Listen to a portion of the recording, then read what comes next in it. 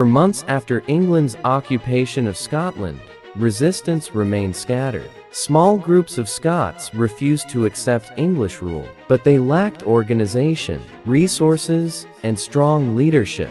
King Edward I believed that Scotland had been conquered for good. English officials were placed across the kingdom. Castles were reinforced with English garrisons, and local sheriffs were ordered to maintain strict control. Yet beneath the surface, anger continued to grow. The Scottish people watched as their laws, traditions, and political independence slowly disappeared. Many nobles had submitted to Edward's authority, either out of fear or to protect their lands. Ordinary people, however, often carried the greatest burden. Taxes increased, English soldiers occupied important towns, and loyalty to the English crown was demanded throughout the country. It was during this period that William Wallace began emerging as a leader of resistance. Unlike many Scottish nobles, Wallace did not command a large private army or possess vast wealth. His greatest advantage was his determination and his ability to inspire others.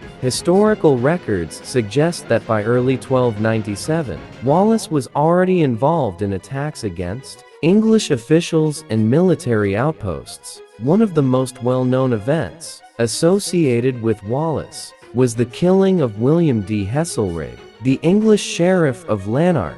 According to later Scottish tradition, the sheriff had treated the local population harshly. Some stories claim that Wallace acted after the execution of Marion Braveheart, a woman sometimes described in later legends as his wife. However, modern historians point out that there is no reliable contemporary evidence confirming either her existence or this specific motive. What historians do agree upon is that William de Heselrigge was killed in 1297, and Wallace quickly became one of England's most wanted rebels. The attack marked a turning point. Rather than hiding permanently, Wallace continued organizing resistance across central Scotland. More volunteers joined his cause as news of his actions spread from village to village. His growing reputation encouraged other Scottish leaders to rise against English rule. Among them was Andrew Moray,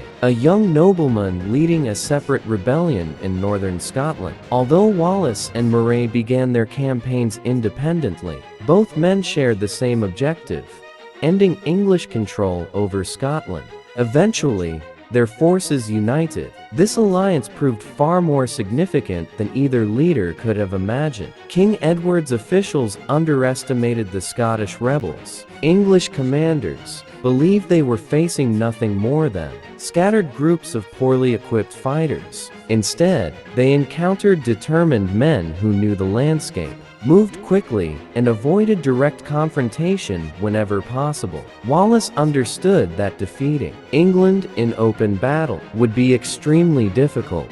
The English army was larger, better equipped, and experienced in medieval warfare. Instead, Scottish fighters relied on speed, surprise, and careful planning. Small victories gradually increased Scottish confidence. Every successful raid weakened English authority while strengthening Wallace's reputation. Before long, people across Scotland began viewing him not simply as a rebel, but as a symbol of resistance. English officials became increasingly concerned. Reports describing Wallace reached King Edward's government, portraying him as a dangerous outlaw capable of inspiring widespread rebellion. Yet Wallace's movement continued, growing. Volunteers arrived from farming communities, villages, and lesser noble families. Many had little formal military training, but they possessed something equally important: a determination to reclaim their country's independence. By the summer of 1297, the rebellion had expanded beyond isolated attacks.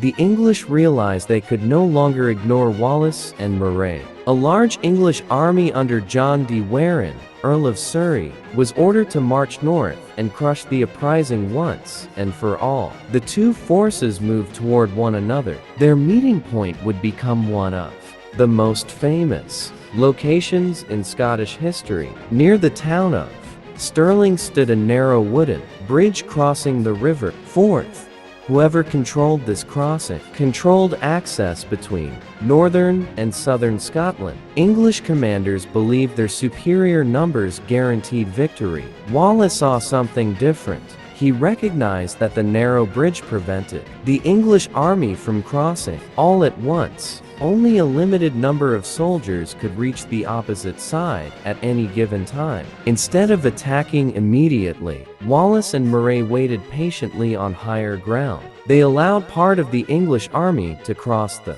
bridge, while thousands of their comrades remained trapped on the opposite bank. The stage was now set for a battle that would change Scotland forever. In Part 3, William Wallace and Andrew Moray faced the English army at the Battle of Stirling Bridge, where brilliant strategy, not superior numbers, will decide the fate of Scotland.